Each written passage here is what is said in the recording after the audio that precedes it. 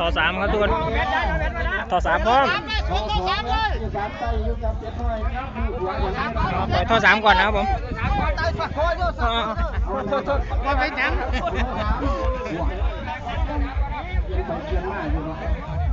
ไปเลยจะปล่อยท่อสามก่อนนะครับผมท่อ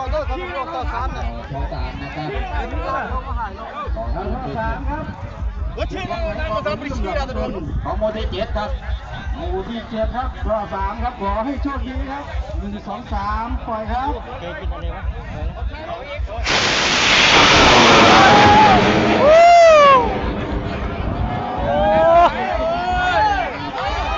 เอาโมที่2กินต่อแล้วนะครับ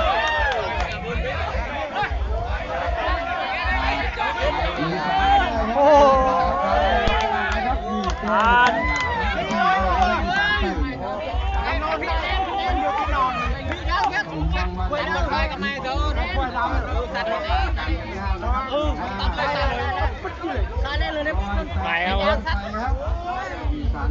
บ